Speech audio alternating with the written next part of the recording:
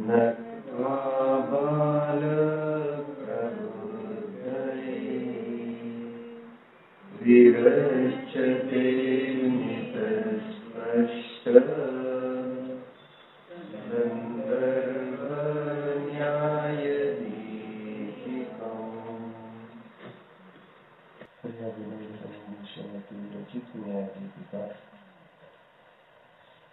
प्रस्तावनातून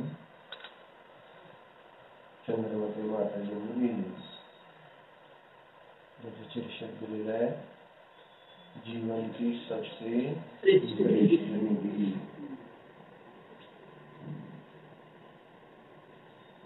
समजायला पाहिजे. ती समजण्यासाठी आपण दुर्लभतेची चर्चा करत होतो. जी दुर्लभ असते ती एका पेक्षेने निधी म्हटली जाते. इथे या संसारामध्ये बघितलं तर निरोधाची जीवराशी सर्वाधिक आहे. जे अधिक आहे ते सुलभ आहे.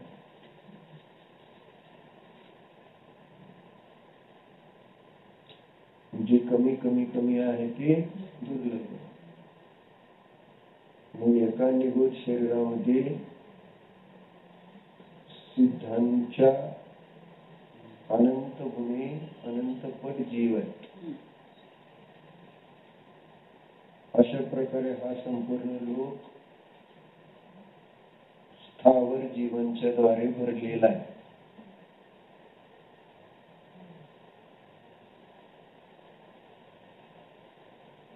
त्यामध्ये जी त्रस नाडी आहे, एक राजू बाय 14, एक बाय 14 राजू, अशी ती त्रस नाडी आहे. माहित आहे लोकाकाशाच्या मध्यभागी तिथं फक्त त्रस जीव आहे. चित्रत्र तिथं फक्त त्रस म्हणजे स्थावर पण आहे, पण त्रस जीव तिथंच आहे. इतरत्र कुठं नाही, म्हणून त्याला त्रस नाडी म्हणतात. म्हणजे 343 घनराज्य लोक प्रमाण हा लोकाकाश आहे. किती घनराज्य म्हटलं जातं. 343 7x7x7 केलं ना.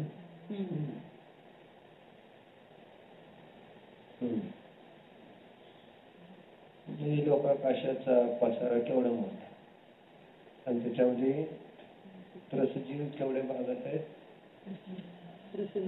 त्रसनाडी म्हणजे किती भाग झाला? 14 राजू, 1 बाय 1 बाय 14 एवढंच आहे. एक राजू रुंदी, 1 राजू खोली आणि 1 राजू आपलं 14 राजू उंची. घनफळ कसं खाणार? काढतो आपण, गुणाकार करतो ना. उंची, रुंदी आणि लांबी. मग 14 343 घनराजूमध्ये केवळ 14 राजूमध्ये त्रसजीव असतो. क्षेत्रापेक्षेने पण छोट क्षेत्र आहे, आणि संख्यापेक्षेने जर बघितले तर त्रसजीव पण थोडे.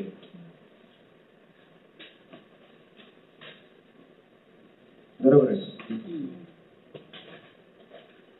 म्हणून सांगतात की बाबा त्रस पर्याय दुर्लभ आहे. ज्याप्रमाणे वाळूच्या समुद्रामध्ये पडलेली रत्नकणिका दुर्लभ आहे.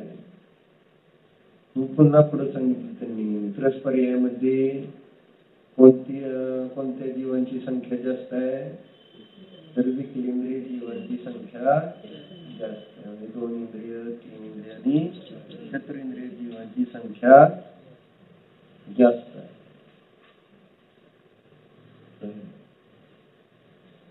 म्हणजेच त्रस जर झाला तरी पंचेंद्रिय पर्यायाची प्राप्ती होणं कशाप्रमाणे दुर्लभ सांगितलं? ज्याप्रमाणे गुणांमध्ये कृतज्ञता गुण दुर्लभ आहे त्याप्रमाणे काय दुर्लभ आहे?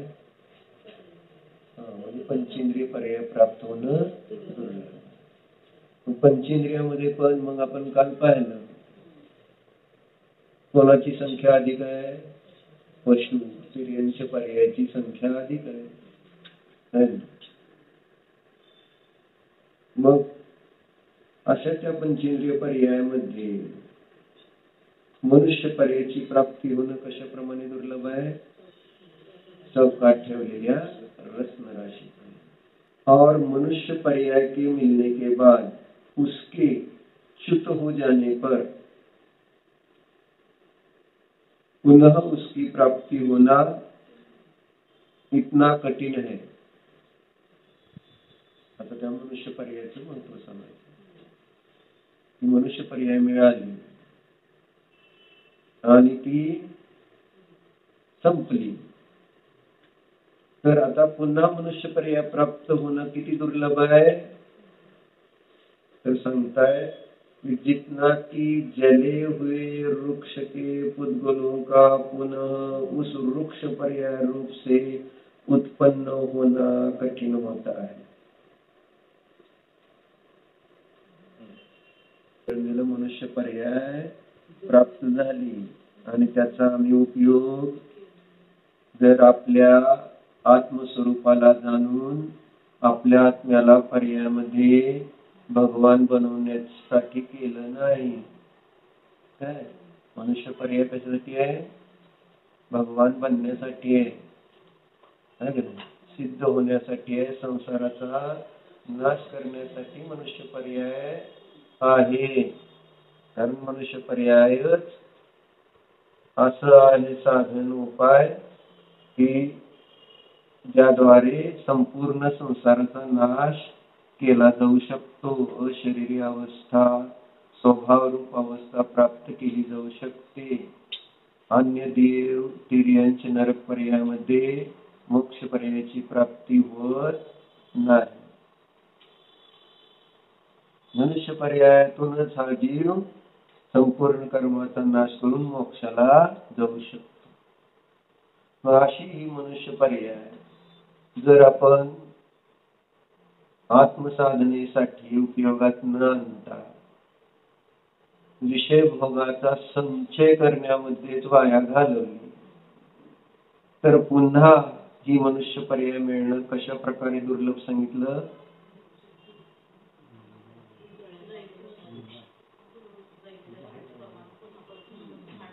झाड जाळलं है ना, मग त्याची राख झाली, राख वाऱ्याने उडून गेली। मग जसं आपण त्या भक्तावर मध्ये म्हणतो ना, काय म्हणतो? शांतरावृती परमानुविस्तम निर्मापित त्रिभुवन एक ललामभूत तावंत एव खलु तेप्यनवः पृथिव्याम। तेवढेच त्या ठिकाणी या पृथ्वीवर परमाणु आहेत की ज्याद्वारे तुमचं रूप बनलेलं आहे, शांत रूप। बरोबर आहे? म्हणून त्यांचं रूप मनोज्ञ आहे, मनोहर म्हटलं जातं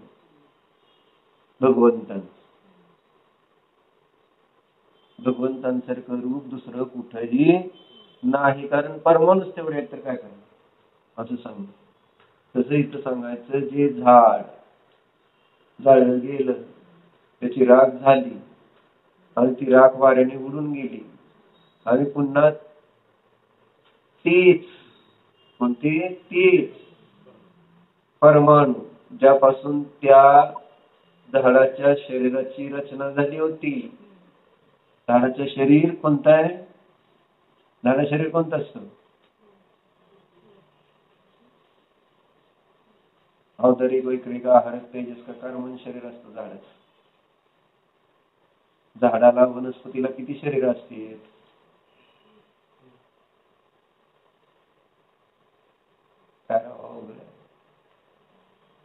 किती शरीर असते रेतीत? आणि कोणते असते? स्थावर. काय मी विचारला अवधारिक तर स्थावर सांगायला यायला अर्थ आहे. अवधारिक वैखरिक आधी 5 आहेत त्यापैकी कोणतं का 5 कोणतीच नसते 5. म्हणजे झाड शरीर असतं ना.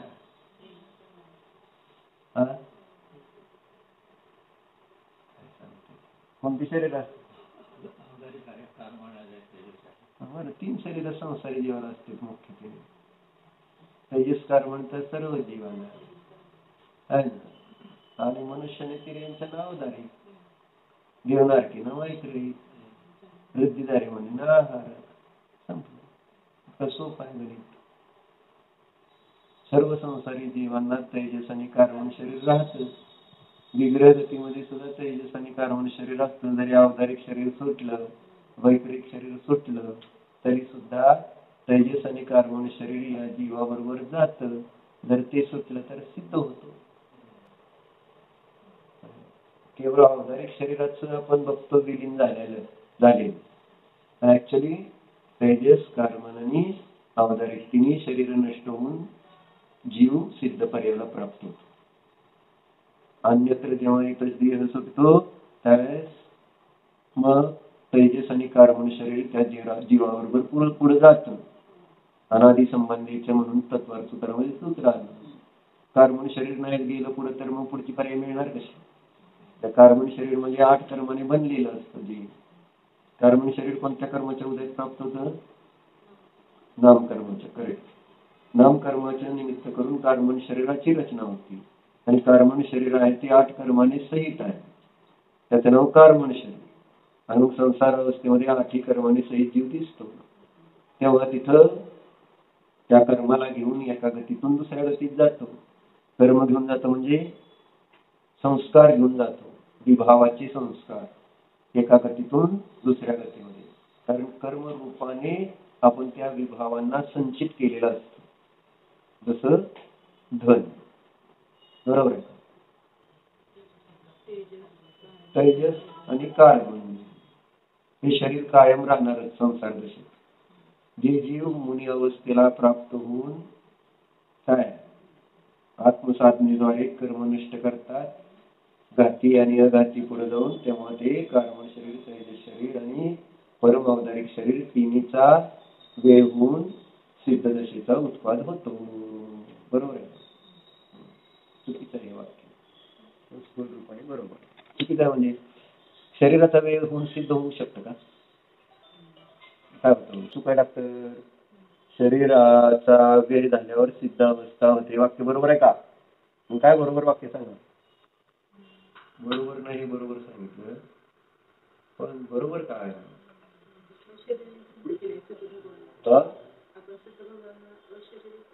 बरोबर आहे. सिद्ध दशा शरीराचा वेळ झाल्यावर प्रगट होते का?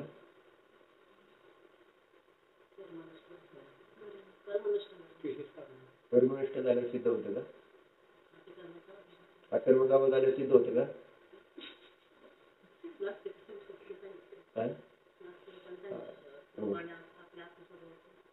पण हे वाक्य चुकीचं आहे. कारण उत्पाद द्रव्य एक द्रव्यात होतं 2 द्रव्यात नसतं.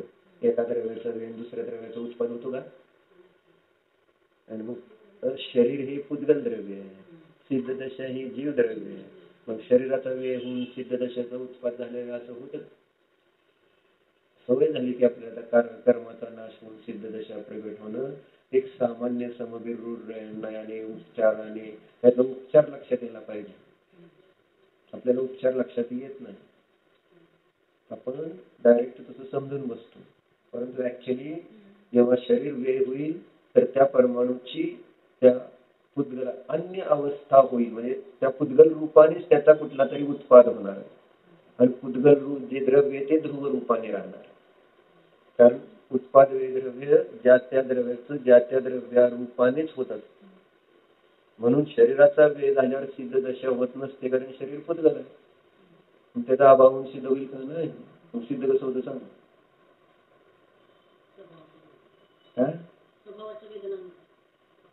उत्पाद वेळ सांगायचा मग म्हटलं तर स्वभावाची वेदनेचा काय संबंध आहे? कुठेतरी जोडत जावा की प्रकरणाला, एकदम कुठेतरी तिकडे नेलं जसं. आता आतलं प्रकरण काय झालं, उत्पाद वे आणि द्रव्य एका द्रव्य.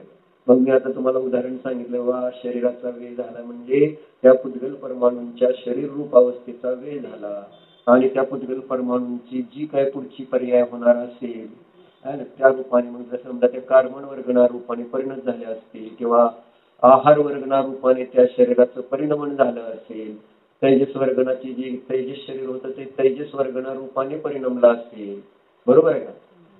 औदारिक शरीर आहार वर्गणेपासून बनलंय, तेजस शरीर तेजस वर्गणेपासून बनतं, आणि आहारच नाही सॉरी कार्बन शरीर कर्मापासून बनतंय, नाही कार्बन वर्गणेपासून.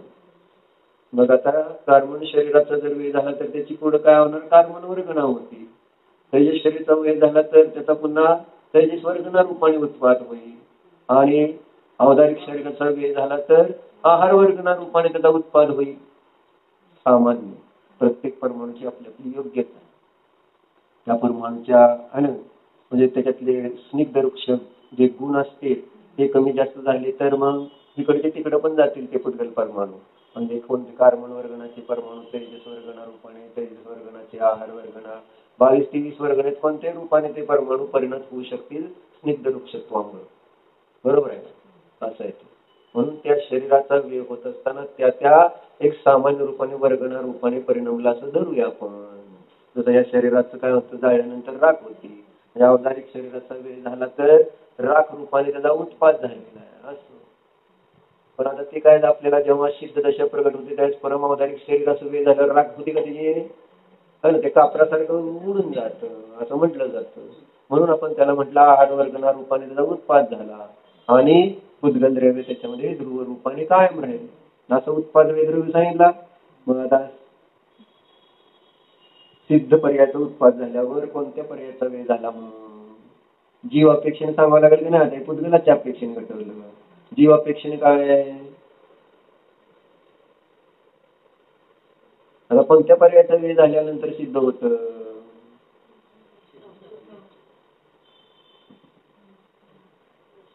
सिद्ध दशा जीवाची अवस्था आहे ना. परिपूर्ण जे रत्नत्रय ना, त्या रत्नत्रय रूप परिणामाचा अभाव झाल्यावर सिद्ध पर्याय प्रगट.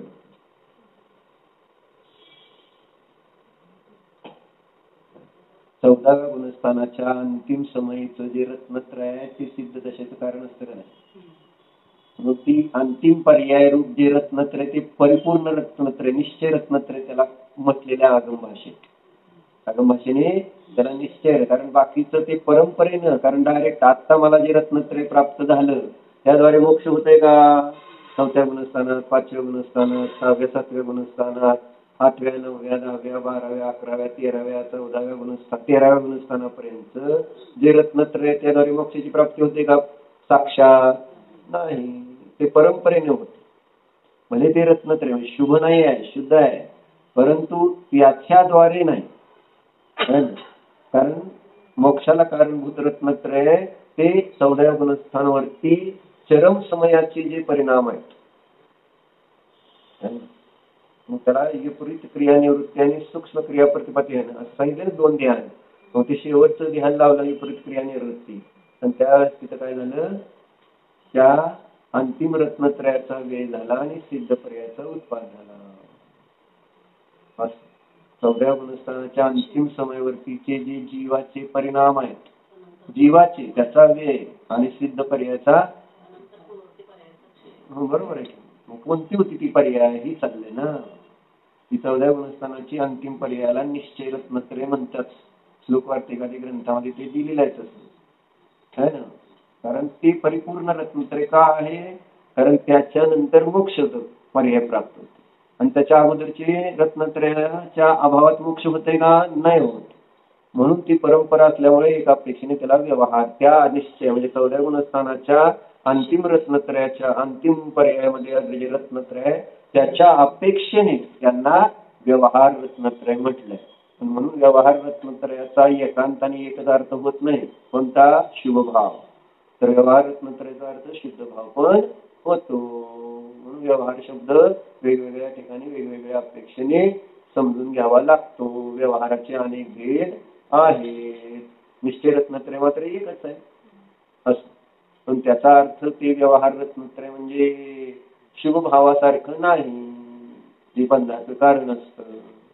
हे निश्चयच आहे. कारण निजध्रुवाच्या आश्रयाने स्वभाव पर्याय प्रगट झालेली आहे. एक द्रव्यामध्ये होणारं ते स्वभावरूप कार्य असल्यामुळं त्याला निश्चय रत्नत्रयच नाव प्राप्त होतं. पण ते एक देश म्हटलं जातं. म्हणून काय 4 ते 13 गुणस्थांवरती म्हणा किंवा 14व्या द्विचरम समयापर्यंत रत्नत्रय जे आहे ते एक देश आहे. त्याच्यात पूर्ण शुद्धी नाही. बरोबर आहे.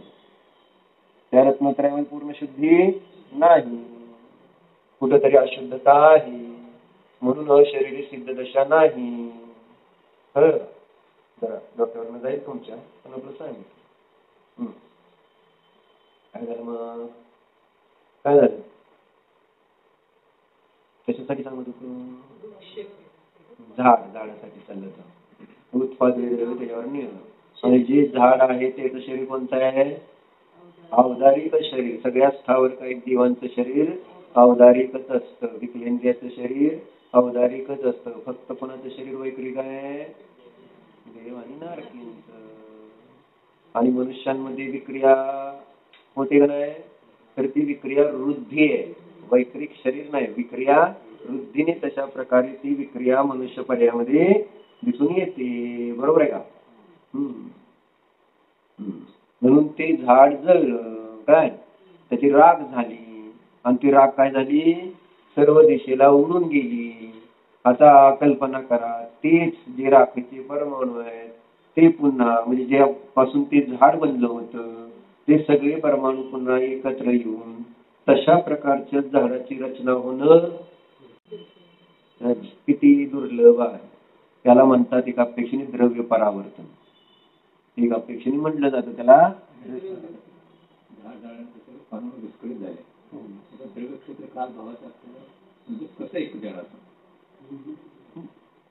काळाचा जसा जसा पुढे जाईल आता तसं काय म्हणजे कसं एकत्र येणार? म्हणजे ज्या वेळेस त्या जीवाने ज्या प्रकारचे, बरोबर आहे, म्हणूनच दुर्लभता दाखवायची. त्यानुसार लगेच पुढच्या पर्यायात होणार नाही ते एकत्र.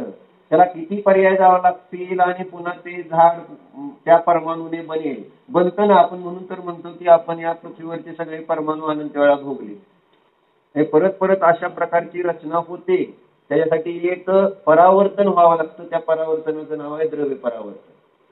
जेव्हा असं द्रव्य परावर्तन घडतं त्यावेळेस बाहेरची रचना तशीच, जशी आज आता तुम्ही असं बसलाय, कोण कसले कपडे घातले, ज्याचा हात पाय डोळे नाक टिकली, एक एक वस्तू तशी. थोडं जरी इकडचं इकडं असलं तर ते परावर्तन धरलं जात नाही. आणि जी नाही एखाद्या वेळेस आपल्या अपेक्षेने लावायचं आपण, नाही का? आपल्या प्रत्येक त्यांची जशी काय प्रत्येक जण कोणी सिद्धाला गेल्यावर काय करणार? ती तिथं नसणार ना त्यावेळेस. त्याची जागा दुसरी कोण गेली काय होईल तसं असेल. पण आपल्याला चर्चा मोक्षाला गेलेल्या जीवाचं द्रव्य परावर्तन होतच नाही ना. उपार्थ पुद्गल परिवर्तनात ते मोक्षाला जातो जास्तीत जास्त आहे ना. म्हणजे पूर्ण द्रव्य परावर्तन एक होत नाही त्या सम्यक जीवाचं. मिथ्यादृष्टी जीवाचे मात्र असे द्रव्य परावर्तन अनंत झाले आहे ना.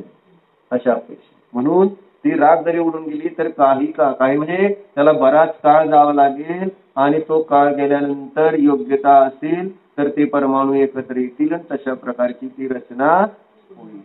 आणि तशी ती रचना होणं किती दुर्लभ आपल्याला डोक्यात ते समजून घ्यायचे. केवळ आचार्यांनी उदाहरणं कशासाठी दिली की त्या प्रकारच्या परिणामाची दुर्लभता दाखवण्यासाठी. म्हणजे मनुष्य पर्यायाच्या प्राप्तीचे जे परिणाम आहेत त्याची इतकी दुर्लभता आहे की जसं ते झाड जाळल्यानंतर त्याची राख उडून गेली परत ते राखेनंच त्या राखेचे जे राख रूपाने परिणमलेले परमाणू पुन्हा त्या ठिकाणी त्या झाड रूपाने झाडाच्या शरीर रूपाने परिणमतील. तर ती जसं दुर्लभ आहे तसं एकदा मनुष्य पर्याय प्राप्त झाली ती नष्ट झाली तर परत इतक्या दुर्लभतेने त्याची प्राप्ती. म्हणून ते तर इथं पुढे जाऊन म्हणते कदाचित ते पण होईल असं परत लिहिते बघा आता.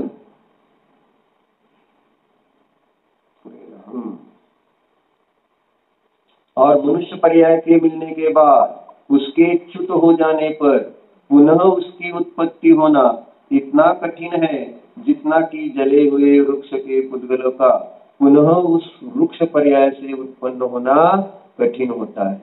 पुढे काय म्हणले बघा, कदाचित पुनः इसकी प्राप्ती भी हो जाए. दुर्लभ आहे, पण तरी कल्पना करा की तसं झालंच असं समजून चला, तर आता त्याच्या पुढची आता दुर्लभता सांगायला लागली. मग काय, कदाचित पुनः काय झाली, इसकी प्राप्ती हो जाए म्हणजे किसकी, मनुष्य पर्यायाची प्राप्ती. आता झाडाचं काय, झाड बनवायला बसलो का आपण, परत जसं ते झाडाचं पुन्हा परत त्याने परत बनलं जळलेल्या ह्याच्यापासून, तसं मनुष्य पर्यायातून च्युत होऊन पुन्हा झालाच मनुष्य समजा तर असं म्हणतो. असं दिसून पण येत आणि असं काय असं दिसून येत आहे, मनुष्य पर्याय परत परत प्राप्त झालेली पण दिसून येते. मग आता काय म्हटले बघा, कदाचित पुन्हा इसकी प्राप्ती हो जाए तो देश, कुल, इंद्रिय संपत्ति और निरोगता इनका प्राप्त होना उत्तरोत्तर दुर्लभ है. म्हणजे परत मनुष्य पर्याय पण कदाचित प्राप्त झाली, मेला मनुष्य पर्यायातून आणि परत मनुष्य झाला, परंतु काय म्हणते, कुठल्या देशातला मनुष्य, आणि US मधला मनुष्य झाला तर काय होईल, भूभूमीतला मनुष्य झाला तर काय होईल, कुभूभूमीतला मनुष्य झाला तर काय होईल, म्लेच्छखंडातला मनुष्य झाला तर काय होईल. मनुष्य झाला म्हणून काम संपलाच नाही, कुठल्या देशातला मनुष्य होते म्हणून देशाचं महत्व किती आहे. काल सांगितलं नाही श्रीकांत मध्ये देशाचं महत्व. श्रीकांत तुम्ही बघितलं का, श्रीकांत काय करता मग तुम्ही, मग दीक्षा घ्या असं माझं म्हणणं आहे. जर श्रीकांत बघणार नाही तर मी काय, कशाला संसारात राहते, संसारात निदान संसारातल्या त्या मोटिवेशनल गोष्टी चांगल्या शिकण्यासारख्या ती बघावं तर माणसाने. श्रीकांत नावाचं एक 1992 साली ना, 1992 साली आंध्र प्रदेशमध्ये एका खेड्या गावामध्ये त्या मुलाचा जन्म झालेला आहे. गरीब कुटुंबात, त्यांचे वडील आई शेतमजूर असे, आणि त्यांच्या घरी तेव्हा त्यांचे काय चाललंय तुम्ही बघितलंय काय, श्रीकांत का काय वर लिहायचं त्याला, श्रीकांत त्याला काय झालं, सिनेमाची का आपलं लिहून ठेवायचे बघायचे, बघितलं का मस्त नोट्स ठेवा म्हणायचे, नोट्स. आणि घटना आहे का डॉक्टर, आता ती आहे ना, 1992 साली जन्मलेला तो मुलगा आहे, जन्मता गरीब कुटुंबात बघा, आणि जन्मता हा आंधळा. त्याच्या वडिलाला निरोप मिळतो की तुला, वडील आहे ना शेतात काम करत असते, त्याचा एक मित्र जाऊन त्याला आपलं सांगतो तुला मुलगा झाला, मुलगा झाला. मुलगा झाला म्हटलं की ती काय करतो, पळत निघतो, पण घर दुसरीकडे, ही जातो दुसरीकडे. हा ती मित्र म्हणणार इकडं कुठं पळतोय, तुझं घर इकडं आहे, तर ती जातो दारू.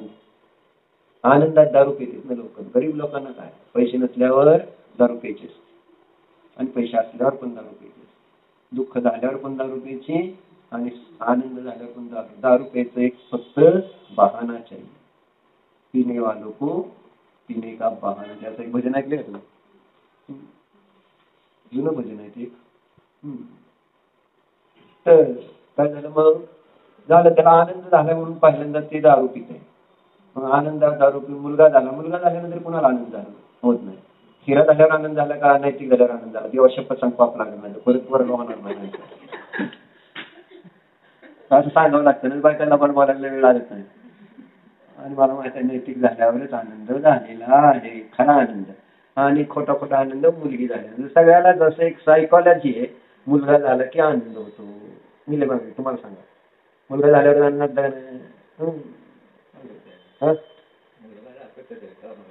सांभाळणार आहे, कुल परंपरा, असं सगळं एक बिंबवलं गेलं ना आपल्या संस्कार.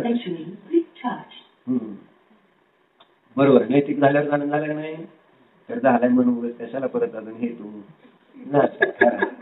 हो. तर असं त्याला पण मुलगा झाला, तो आनंदाने वेडा होतोय, नाचतोय सगळं. कारण आणि जातो घरी, त्या मुलाला घेतो, नाचत असतो, सगळे शांत घरात बसलेले, ते बघत नाही का फक्त मुली. मग बाकी सगळे म्हणते अरे, मग ते आनंदात त्याला क्रिकेट आवडत असतं. क्रिकेटमध्ये त्यावेळेस श्रीकांत कृष्णचारी, श्रीकांत जरा फेमस बॅट्समन होता, जरा तिकडचाच होता तो, त्या कर्नाटक साईडचाच. त्यामुळे त्याला तो आवडत असल्यामुळे त्यांनी नाव पण ठेवून टाकतंय, याचं नाव श्रीकांत, याला मोठं होऊन क्रिकेटर बनवायचं. पण सगळे घरात शांत असते. अरे त्याला म्हणते तिथं बाजूला बसले, अरे नीट बघितलं का तू? पण त्याने असं बघतंय, मुलगाच आहे, ह्यात काय शंका आहे? म्हणजे त्यांनी काय बघायचं होतं ते बघायला नाही आहे ना, पण त्यांनी बघितल्याला वाटलं की मुलगी झाली आणि मला मुलगा म्हणून सांगितलं, पण मुलगाच झालेला आहे. परत ते अजून बघतोय तर त्याला दिसतं की जन्मांध आहे. आता काय, आत्ता आनंदी किती होता आणि दुसऱ्या क्षणात काय एक तरी घरी, आणि त्यात असा तो मुलगा. आणि मग आता सल्ला सगळ्यांनी काय द्यायला लागले, गरीब लोकात असं आपत्ती सांभाळणं म्हणजे पैसे नसतात ना त्यांच्याकडं.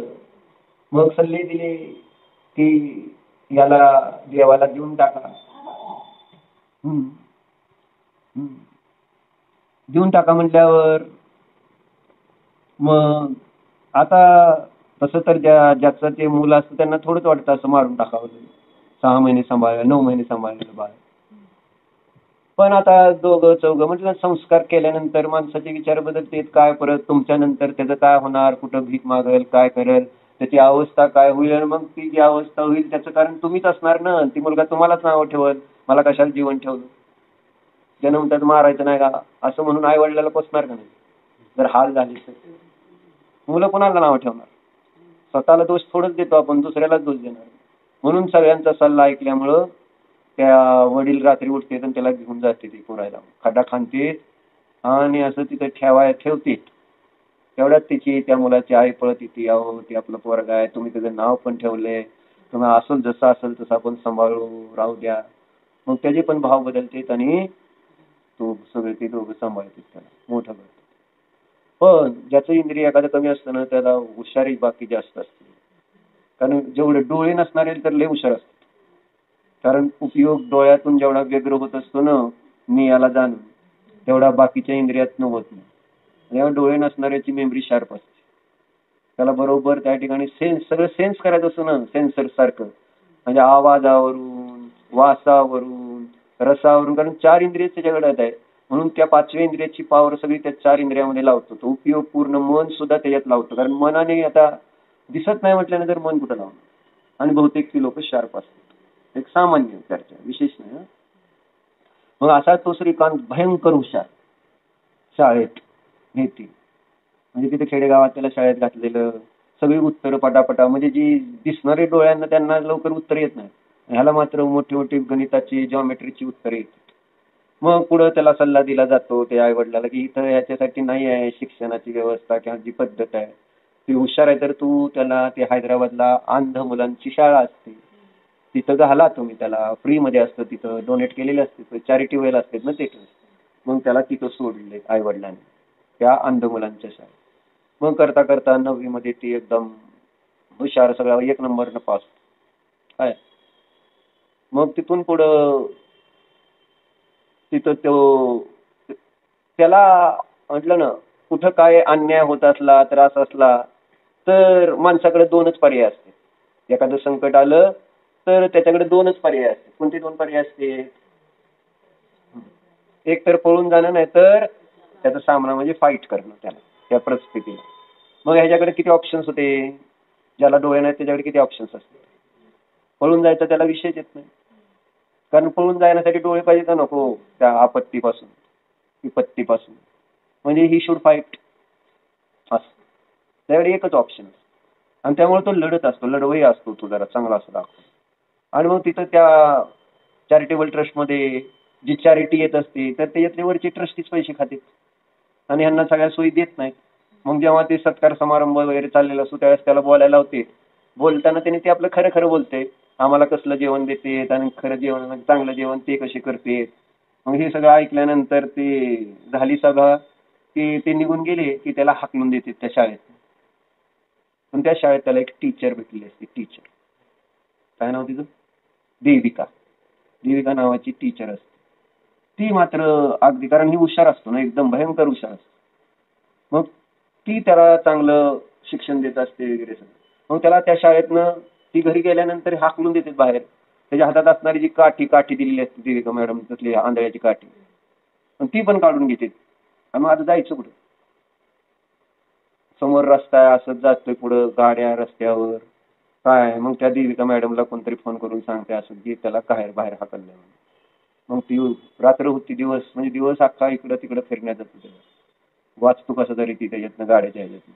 आणि मग ती देविका मॅडम त्याला घरी घेऊन जाते. घरी घेऊन गेल्यानंतर मग ती सांगतो की मला शिकायचं. मॅडमला काही करून मला शिकायचं. हा हुशार असतो ना. आणि मग ती म्हणते मी तुझं शिक्षण पूर्ण करते. मग तीच सगळी जबाबदारी, ती आई वडिलाला फोन करते त्याच्या आणि सांगते माझी जबाबदारी, मी त्याला शिकवतो. मग त्याला 10वीत आहे ना, मग ती शिकवायची पद्धत ती देविका मॅडम सगळी अशी ते रेकॉर्ड करायची सगळी पुस्तकांचं, आणि ते ऐकायचं आणि ऐकून त्याचं पाठ झालं. आणि मग 10वीमध्ये त्याला 98% मार्क पडतात. किती? 98%. 98% मार्क पडल्यानंतर त्याची इच्छा काय असते? सायन्सला त्याला ॲडमिशन घ्यायचं. कुठल्या? Science side. पण भारतीय कायद्यामध्ये असा नियम होता त्यावेळेस, त्याच्या अगोदर 92च्या अगोदर, की अंधांना सायन्स साईड घेता येत नाही. ते शिक्षण घेण्याची परमिशन नव्हती, असं होतं. मग आता काय? कारण त्याला 98% मार्क पडून सुद्धा त्याला आर्ट्सला घ्यावं लागत होतं ॲडमिशन. मग मॅडम त्यांची चर्चा होती की काय करायचं आता. म्हटले आपण सिस्टीमच्या विरुद्ध केस करू. आणि मग ते केस करतो. ही खरी घटना आहे सगळी. म्हणजे त्या आंधळ्याने केलेला कसा संघर्ष आहे त्या श्रीकांतनं. त्यांनी स्वतः त्याची हे ऑटोबायोग्राफी, आत्मचरित्र सांगितलं त्याने. मग केस केली जाते कोर्टात. मग कोर्टातला विरोधी वकील त्याच्या विरुद्ध म्हणतो ना की बाबा ह्यांना कशासाठी पाहिजे, म्हणजे सिस्टीमला पणा कशाला, तुम्ही एकासाठी सगळी सिस्टीम बदलायची का? एक आंधळ्यासाठी हुशार असला म्हणून काय झालं? सगळ्या गोष्टी ते शक्य आहेत का? असे ही दिलेले असते. मग हे त्याच्यावर स्वतः त्याची तर्क, स्वतः बुद्धी, त्याला वकील असतो पण वकिलापेक्षा ह्याची बुद्धी चांगली असते. ती स्वतः तर्क देतो की मी का सायन्सला मला ॲडमिशन द्यायला पाहिजे. मग ते काय पटते त्या जजला. मग ते ज्या कॉलेजमध्ये ॲडमिशन घ्यायचे त्याच्या प्रिन्सिपलला बोलवते कोर्टात. मग ते प्रिन्सिपल पण म्हणतो की नाही देता येणार. मग त्या प्रिन्सिपलला पण पटवून देतो आणि जज समोर की बाबा मला ॲडमिशन देणं कसं योग्य. आणि मग ते पटवल्यानंतर तो जज निकाल देतो. म्हणजे त्याने प्रश्न विचारतो जजला तिथं, तुम्ही जज का झाला, असा प्रश्न. का झाला? न्यायाधीश जज होते का? त्याला जज व्हायचं होतं. मला जज व्हायचं होतं म्हणून मी जज झालोय असं तो म्हणाला. तसं मग मला सायन्स शिकायचं तर मग मला सायन्स शिकू द्या की. प्रत्येकाची स्वतंत्रता आहे ना. आणि त्याच्यासाठी विजन लागतं, डोळे नाहीत. त्याच्यात ती शब्द मस्त आहे, विजन म्हणजे दृष्टी. प्रत्येक कार्य डोळ्याने होतं असं नाही आहे. म्हणून तिथं त्या वकिलाने एक सी दिलेला असतो तर्क. म्हटले न्यूटन जो ग्रॅव्हिटेशन फोर्सचा लॉचा नियम सिद्ध केला ना, गुरुत्वाकर्षणाचा. मग म्हटले जर न्यूटनला सफरचंद पडताना दिसलं नसतं तर, म्हणजे तो आंधळा असतं तर आज गुरुत्वाकर्षणाचा सिद्धांत सिद्ध झाला असता का? नसता. मग आज त्याच्यामुळे कितीतरी गोष्टी आज सिद्ध त्याच्या बेसवर केल्या गेल्या, ते काहीच झालं नसतं. म्हणून आंधळ्याला नको, दिसत नाही ना. मग त्याने सिद्ध करून दाखवलं की न्यूटनच्या अगोदर कितीतरी लोकांनी सफरचंद पडताना पाहिलं नव्हतं का? मग ते का ग्रॅव्हिटेशनल फोर्स, गुरुत्वाकर्षणाचा सिद्धांत सिद्ध करू शकतो? म्हणजे डोळे होते की त्यांना, पण बघितलं होतं, विजन नव्हतं. विजन, दृष्टी वेगळी, म्हणजे साहेब बघणं वेगळं, पाहणं वेगळं आणि विजन. म्हणून इथं विजन महत्वाचं, पाहणं महत्वाचं नाही डोळ्यानं. असे सुंदर सुंदर त्याच्यात काही चिंतन सांगितले गेले. मग त्या बेसवर मग तिथं ते म्हणतो मला जज व्हायचंय. तू म्हटला तर तू जज झाला, तुझी इच्छा. तसं मला आणि मग तो चांगला असतो जरासा, आणि मग त्याला तो ऍडमिशन देतो. ऍडमिशन म्हणजे घ्यायची परमिशन देते. दिल्यानंतर योगायोगानं तिथं मग त्याला ऍडमिशन मिळाल्यावर ते त्याच्याकडे जाते, त्या दोघं जण, ती देविका मॅडम आणि तो श्रीकांत, त्या जजकडे थँक्यू म्हणायला. पण तेवढ्यात एक तिथं असं ही घेतलेलं समारंभ, एक कार्यक्रम असतो ज्याच्यामध्ये APJ अब्दुल कलाम आलेले असते, आणि तिथं अशा काही सिलेक्टिव्ह मुलांनाच त्यांच्यासमोर बसून एक थोडंसं त्यांच्याबरोबर चर्चा, असा एक प्रोग्राम ठेवलेला असतो. पण ते सगळे फुल झालेले असते, आणि एखादा त्या जजला फोन आलेला असतो की माझ्या विद्यार्थ्याला तिथं बसण्याची संधी द्या. म्हटलं सीट फुल झाली. मग त्यावेळेस ते श्रीकांत ऐकतो, हे काय काय नाही, किंवा तुम्हाला एक संधी द्या, एक तर म्हणून. मग ती एक संधी द्या म्हटल्यानंतर ते बरोबर त्याला देत, त्याच्याबद्दल सॉफ्ट करणार आहे. मग अब्दुल कलामने तिथं सगळ्याला एक प्रश्न विचारतो, तुम्हाला मोठं झाल्यावर काय व्हायचं? 10वीत पास झालेले विद्यार्थी सगळे असतील, तुम्हाला मोठं झाल्यावर काय व्हायचं हा प्रश्न विचारतो. मग कोण म्हणतं मला इंजिनियर व्हायचं, कोण डॉक्टर व्हायचं, मला कोण म्हणतं ॲक्टर व्हायचं, असं सगळं मला व्हेरी गुड व्हेरी गुड. मग ह्याच्याकडे येतो, ह्याच्याकडे गेल्यानंतर तुला कोण व्हायचं? ते उठतो आणि म्हणतो मला या भारताचा पहिला अंध पण प्रेसिडेंटला मराठीत काय म्हणते तरी, राष्ट्रपती, पहिला मला अंध राष्ट्रपती बनायचं. अब्दुल कलामला पण एकदम असं कोण आहे असं म्हणतोय, पहिला अंध. मग त्याला परत माईक द्यायला लागतोय, परत विचारतोय तुला काय बनायचंय का. मग त्याचं विजन क्लिअर असतं, त्याचे जे विचार असतात ना त्या दृष्टिकोनातून. कारण म्हटलं आंधळ्याचं विजन क्लिअर असतं, आपली विजन क्लिअर नाही, कारण आपल्याला अनेक गोष्टी दिसतात. म्हणून आपल्याला कधी हे बघितलं तर तसं व्हावं वाटते, ते बघितलं तर तसं व्हावं लागते. बरोबर आहे ना? कोणाला शिव बघितलं शिव वाटतंय, कुठं दुकान बघितलं दुकानदार होऊ वाटते, उद्या सोन्याचं दुकान समयचं चालायला लागलं तर सोन्याचं टाकू म्हणते. बरोबर आहे का? क्लॅरिटी, विजनची क्लॅरिटी. मला नेमकं काय ते बघ, हातावर रांगोळी काढायसाठी पेन आणलाय का, त्याच्यामध्ये महाराजांनी वीरसागर महाराज खवळले ते आमच्या मामाला कळलं. ते अनर्थदंड, ती शाई परत पुन्हा साबण, हात पाणी, कितीतरी मोठा अनर्थदंड, जीव हिंसा वगैरे, आत्महिंसा, सगळं सांग. गपची ठेवली तिथं वहीवर, आता गोष्ट सांगतोय ना त्याला. त्यात रांगोळी, विजन क्लिअर एकदम. काय श्रीकांत तू बघितला तरी विजन क्लिअर केलं ना त्याच्यातनं. बहुत मोटिवेशनल मूवी येतो. मोटिवेशन गेला की काय त्याचं म्हणणं काय, आणि हे 3 इडियट ह्याच्यातनं आपलं क्लिअर करायला पाहिजेत ना विचार आपले. त्याच्यासाठी ते समजून बघायचे असते, नुसतं एंटरटेनमेंट नाही. ते काही गोष्टी आपल्याला मोटिवेशन, ऍक्च्युली ते सिनेमा सुद्धा चांगले संस्कार देण्यासाठीच तयार गेले होते सुरुवातीला. आता मात्र ते मनोरंजन झाले. जाऊ त्याच्यात काय विषयच आहे आपल्याला तो. मग झालं काय पुढं न, त्याच्यानंतर मग ते कॉलेजला, मग कॉलेजमध्ये 12वीला पण मग त्या 11वी 12वी शिकत असताना एक दिवस सहज ग्राउंडवर गेलेला असतो, तिथे क्रिकेट खेळत असते. मग त्याला पण इच्छा होती क्रिकेट खेळायची, कारण वडिलांची इच्छा असती त्याच्या की आपल्या मुलाला क्रिकेटमध्ये आहे ना. मग क्रिकेट म्हटल्यानंतर मग ते अंधांचं पण क्रिकेट असतं ना, असं तो आवाजावरनं सेन्स करून ते खेळत असते, बॉल अडवत असते. मग ते आहे ना खेळायला लागतो क्रिकेट. मग खेळायला लागलं त्याच्यात पण एक्सपर्ट, एखाद्याचं पुण्य असं असतं, आणि त्याच्यात पण एकदम मग चांगली बॅटिंग, चांगली बॉलिंग, चांगली फिल्डिंग करताय. मग त्याचं सिलेक्शन नॅशनल टीममध्ये होतं. लक्षात घे, इतका चांगला खेळतो तो, त्याचं इंडियन नॅशनल टीममध्ये त्याचं सिलेक्शन होतं. मग तो त्याला जर्सी मिळते, जर्सी, आणि ती घेऊन मग तो गावाकडे जातो, आणि परत वडिलांना काढून दाखवतो की मला क्रिकेट टीममध्ये श्रीकांत, त्याच्या मागं लिहिलेलं असतं ना नाव ज्याचं त्याचं, श्रीकांत लिहिलेली ती जर्सी दाखवतो, आणि वडील परत पळत जाते.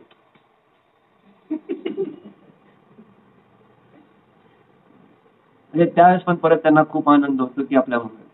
मग आता त्या इंडियन टीम मध्ये तो सगळ्यात चांगला खेळणार असतो, आणि इकडे 12वीचा रिझल्ट लागतो. 12वीत पण त्याला एकदम 98% मार्क पडते, आणि आता त्याला पुढं ऍडमिशन घ्यायचं होतं IIT ला, इंजिनिअरिंग IIT. IIT ला इंजिनिअरिंग म्हटलं की सेम प्रॉब्लेम, अंधांना नाही, सेम प्रॉब्लेम. आणि हा क्रिकेट खेळत असताना तिथंच फोन येतो मॅडमचा, असं झालं. मग परत मॅडम म्हणते आपण परत सिस्टीमची लढू म्हणून. तर म्हणतो मी काय सिस्टीमशी लढण्यातच माझं आयुष्य घालवू का, असं त्याचा प्रश्न. मग ती मॅडम त्याला सांगते की भले भारतामध्ये नाही आहे अंधांना ह्याची परमिशन, परंतु UK, US या कंट्रीजमध्ये स्कॉलरशिपवर अशा मुलांना सुद्धा ऍडमिशन मिळत आहे. इंटरनॅशनल लेवलला. मग ते म्हणतो तुम्ही इंटरनॅशनलला अप्लाय करा. मग त्यावेळेस ती मॅडम होती तुला मग क्रिकेट सोडावं लागेल. मग त्यावेळेस तो मॅडम म्हणतो मला महत्व आहे एज्युकेशन, मला शिकायचं. क्रिकेट हे माझं 2 नंबरचं हे आहे हॉबी. म्हणून तिथं ते नॅशनल टीम त्याची ह्याला जाणार असते, नेदरलँड्सला खेळायला जाणार असते इंडियन टीम. त्यावेळेस ती म्हणतो मी चाललोय शिकायला, मला नको आहे. त्याची टीचर म्हणते, कोच म्हणते किंवा जाऊ नको, का चाललाय एवढं चांगलं, पण म्हणतो नाही मला शिकायचं. आणि तो जातो. मग तिथं त्याचे इंटरव्ह्यूज घेतले जाते फॉरेनच्या लोकांकडून आणि त्याला स्कॉलरशिप मिळते. सगळं शिक्षण फ्री. इंजिनिअरिंगचं 5 वर्षाचं शिक्षण US मध्ये फ्री मध्ये. आणि त्याला हल्दीराम म्हणून एक त्यावेळेस ही होती मोठी कंपनी, ती स्पॉन्सर करते त्याचं राहणं खाणं सगळा खर्च बाकीचा. कारण त्याला 1 नंबरनं तिथं त्याला ती मिळालेली असते स्कॉलरशिप. मग त्याला US ला झालं. मग आता US ला जायचं म्हटल्यावर कशात जायचं, सायकलवर का गाडीत, विमानात जावं लागतं, बोटीत नाही विमानात. मग विमानात जायचं म्हटल्यानंतर आता त्या मॅडमला तर परमिशन नव्हती, एकाच स्कॉलरशिप होती आणि गरीब होता, असं काही श्रीमंत नसती मॅडम. मग आता स्कॉलरशिपवर त्याला US ला जायचं. मग US ला जायचं म्हटल्यानंतर काय होतं, मग आता ते हैदराबादच्या विमानतळावर जातो. विमानतळावर आत गेल्यानंतर त्याचा नंबर येतो ते सिक्युरिटी चेकिंगला. तर मग ती बघती तर ही तर आंधळ आहे. पण ती विचारते तुमच्याबरोबर कोण आहे, ती विमानाची कंपनीवाले असते. पण ते म्हणले कोण नाही, मी एकटाच चाललो, मला असं तिथं बोस्टन युनिव्हर्सिटीमध्ये हे मिळालेलं आहे स्कॉलरशिप वगैरे सगळं. त्यानंतर आमच्या विमानाची ती पॉलिसी नाही आहे कंपनीची की कोणतरी असा अपंग अंध असेल तर त्याच्यावर कोणतरी सोबत पाहिजे, ते त्यांच्या सेफ्टीसाठीच म्हणून. मग नाही, मग ती म्हणते नाही. मग तिथला जो मुख्य असतो त्या कंपनीतला ती येतो, म्हणजे काय अडचण आहे काय नाही. मग ती सांगते की तुला पाठवता येणार नाही एकट्याला.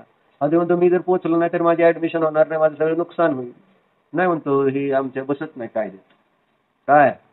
मग आता तिथनं तो त्या विमानतळावर विनंती करतो तिथल्या प्रवाशांना की तुम्ही माझ्याबरोबर फक्त आहात एवढं सांगा. कोणी तयार होत नाही. काय परिस्थिती असेल बघा. भारतात असा प्रॉब्लेम आहे. तीच अमेरिकेत असतं ना तर सगळे असे हजारो हात मदतीला येतात, नाही तर कोणी विचारत नाही त्याला. ते त्याला सर्टिफिकेट हातात घेतो, दाखवतोय सगळं हे असं हा आहे, कोणी बघत नाही, कोणी त्याला दाद देत. मग त्याने मात्र विमानाचा सगळा अभ्यास केलेला असतो. कारण विमानाने एकट्याला जायचंय, आंधळ आहे म्हटल्यानंतर आता विमान कसं आहे, त्याची रचना कशी आहे, इकॉनॉमिक क्लास कुठं, बिझनेस क्लास कुठं, कॉकपीट कुठं, कुठं एअर होस्टेस असते आणि कुठं टॉयलेट बाथरूम, सगळं अभ्यास केलेला असतो. मग तिथं ते